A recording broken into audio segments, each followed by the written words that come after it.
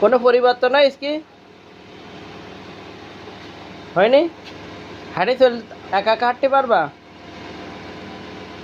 কি কথা বলো তো, বলো। যাই কি বলবো? ডাক্তারে কি যাই বলবো? হুম, কি বলবো তো বলো।